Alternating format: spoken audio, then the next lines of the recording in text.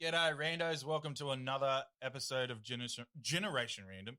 We've got a special guest today to join me, and we're also going Discord live, so for everyone in the Discord at the moment, g'day.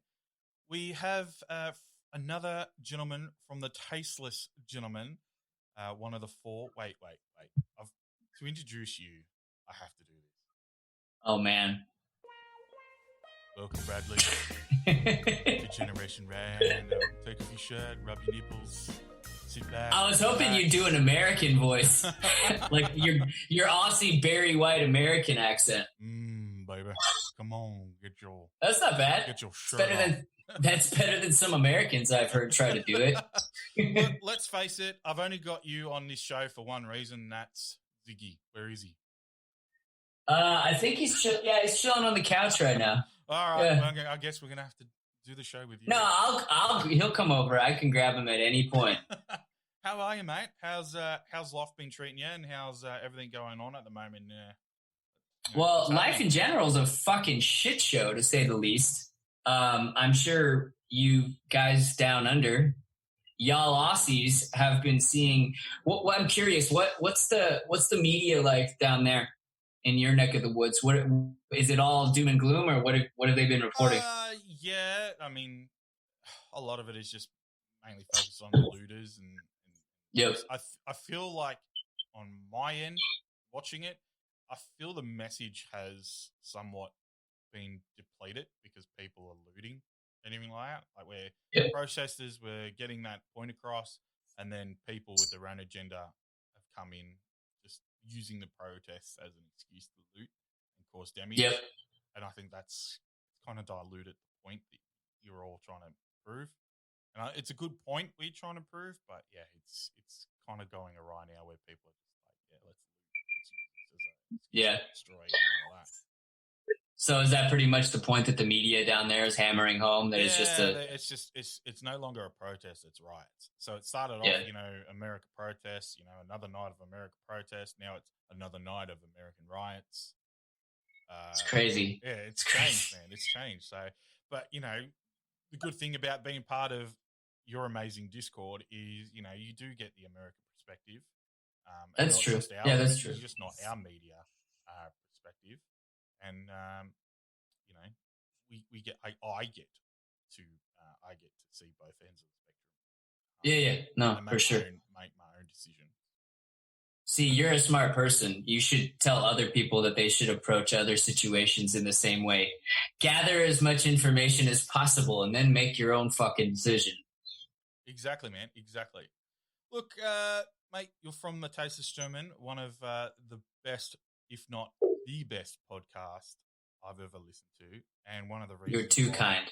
And one of the reasons why I, got into podcasting, listening to you guys on a trip home from work or trip to work, where I had to, travel an hour in the morning, hour in the afternoon, made it so much better and laughing my head off. I've already had Scoop on here, which was a laugh a minute, and having you guys separate, you can kind of, you see you four in the show, and you get little snippets of each other's personality.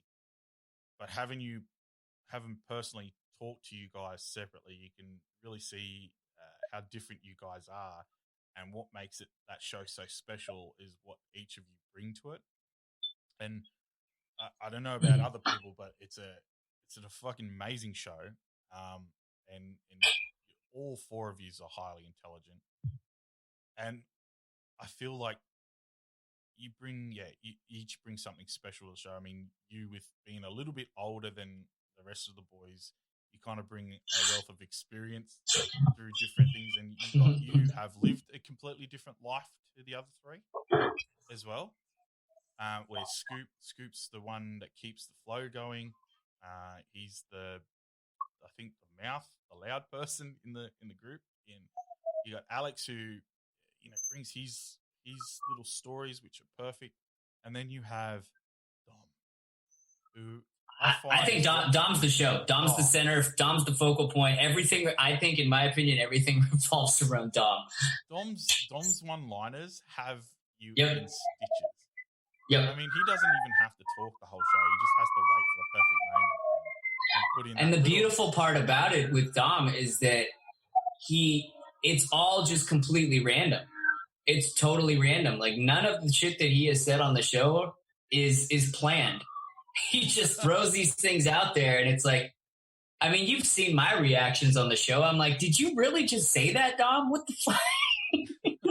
I love Dom. Dom, yeah, as you hit the nail on the head. His one-liners, they make the show, especially for someone who's part of the show. I enjoy listening and watching and reacting to and being there with Dom. So Dom do you really watch the show or listen to it after it's done? I mean, sometimes I do. Yeah, I would say probably more so than the other guys do, at least from what they've told me. I honestly listen to it kind of for my own benefit, and also from the standpoint of it's entertaining to me. Like I'll usually have it on, like if I'm cleaning the house or working on my truck or doing some yard work or some shit like that. And it also helps me sort of gauge what I should and should not do for future shows. I'm not overly critical. I do realize though, and I realized this when they took a snippet of the show, because we're doing those little video snippets now. The one where I was talking about yelling at the poor little grocery girl at the grocery store. I do say fuck an inordinate amount of times. I did not realize how much I said the F word until I saw that, and I said, holy fuck. I say fuck a lot. But to an Australian, they're rookie numbers. Oh, I know. To an Australian, you say, usually in a conversation with another Australian, you would say fuck like every second word. Yeah, I realized that I fuck is my you know how most people when they're telling a story or they're giving a speech, they say I just say fuck. I realize that's why I do it. I think it's better than I think it's better than I think if you're going to choose between the two, I would definitely choose fuck over Well, it also adds emphasis, it adds a little bit of oomph to what you're saying. Being that you do have quite a big following and dedicated fans, me as well. I mean, honestly, we love you. Like when I say like I love you guys and we love you guys, like that's I'm being dead serious. Like you guys are fucking awesome. Every single person, in spite of maybe a handful on Discord that just went a little overboard with the savageness, but every person I've actually interacted with and met from the Discord and because of the show, that you guys have all been really fucking phenomenal human beings. And like really, really cool. I love you too, Brad. I'd let you touch my ass any day. Oh, that reminds me. I just ordered another 4 butthole toys. I probably shouldn't have said that, but anybody whatever. Who doesn't listen to Taste of Cinnamon and listens to my podcast only, Brad loves ass play. Oh yeah. Yeah. Let's hear that music again. Ass play. All around the hole. So I got a nickname from Shoney, which is Big Daddy Bradley, and now I have my own theme music from you. Yes. It's kind of funny that that's the theme music and that's my nickname. Those two really go together quite well. Just every time you enter a room, just have that. That's what I'm saying, though. Yeah, that's your soundtrack that follows you wherever you go and anytime you go somewhere. So, like I was saying, with the fans, do you get people coming up to you like how like in a Star Trek or a weird show way, do they come up to you and go, oh dude, I can't believe what you said on episode 52, 5 minutes in, and do you like go, oh yeah, I don't even remember what. It's funny. It's weird that you pick Star Trek of all shows. I've legitimately honest. No, not at all. I think it's funny because there's so many shows and you pick Star Trek. I've actually never seen a full episode of Star Trek in my life. Never. Trekkies are like that. But at conventions, they'll be like talking to one of the actors and they'll be like, episode 34 in season. Oh yeah, 2. Yeah. No, there's fans and then there's fans and then there's like diehard fans. Honestly, I think I've talked about this on the show or maybe even with Shoney. I've never really, I think I was recognized one time and it was because of Shoney, not because of the Tasteless Gentleman. I was out shooting an event and it was a guy who was working security at a nightclub and he recognized me from the show that I do with Shoney. But no, Scoop's been recognized. Dom's been recognized. I think Alex has been recognized. But no, for me, it's never happened. Not once. You know why? I don't know, because I'm a normal-looking white dude. No, it's because every time we watch you on the YouTube channel, it's only your side of your face. If you turned, they would recognize you. You know what's funny is that I like to consider myself mildly intelligent, and that thought has never crossed my mind. But you might be right, because those guys, you're always on the side. Yeah. They're like, they can see full on everybody, but you've always been to the side where you only see half your face. So yeah, you see my profile basically. You see your profile. So that's probably why people don't recognize. I don't care. To me, the closest that I could say that I ever got to that was when we had the first meetup, and kind of like you were talking about how it's weird that you're starting to gain, I hate using the word fans. I just hate it, but there's not really another word that, describes it as well. But, you said you're starting to get fans and it feels weird to you. Like, that's how I felt when we were out at, the various bars we went to, and people were coming up to me and being like, hey, like they were so excited to fucking meet me and like buy me drinks and like take photos with us. And I'm thinking to myself, like, this is, one, it's insanely humbling. Two, it's beyond flattering. But three, I don't know if I could ever get used to this. And I thought, on the heels of that thought, I was thinking, I can't imagine how someone like, I don't know, Will Smith or Eminem or Beyonce or someone of that magnitude goes about even trying to live a normal life. We're nothing. And like these people were like, they came from all over the country, all over the world to just fucking shoot the shit with us and have some drinks at bars. Like, that to me is humbling. So it was odd, but it wasn't a bad odd. It was just something that I've never really experienced before, and I don't know if I could get used to it. I'm not the type of person who like, I don't feed off that. If anything, I prefer to be like an introverted individual, and I don't want attention. Like, I seek to avoid attention. So for me, it's a little strange, but as I said, above all else, it was really flattering. I asked Scoop this, and he said he'd love to.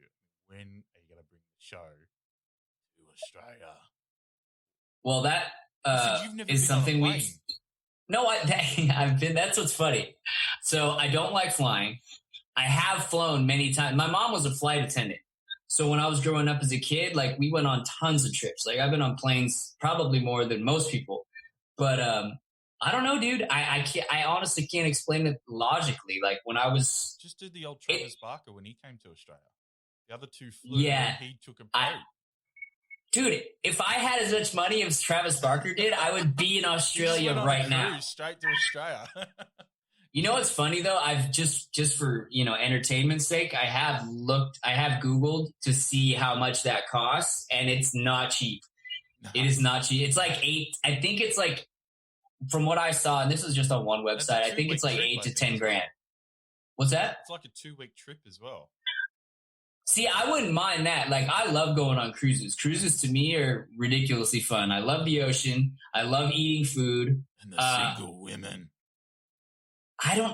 That's what's interesting. Have you ever been on a cruise? An American cruise? Oh, not American, but I've been on a few Australian ones. And before I met my wife, there was plenty of single ladies.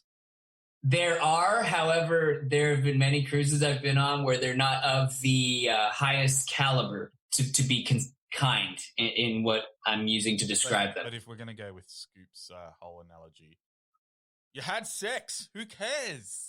Exactly. Which is a valid point. So to answer your question, yeah, honestly, I think we would love to do an Australia thing. I mean, even if we could do like, I guess call it like an Australia tour and just go all around. I didn't realize how ridiculously far apart your major cities are. Oh, yeah. So I'm in Sydney, and to get to Melbourne, it's I think it's less now, but it used to be an 8-hour car trip from here to Melbourne, and from Sydney to Brisbane, it's about 12 hours. So you can imagine what it's like going from Melbourne to Brisbane. What if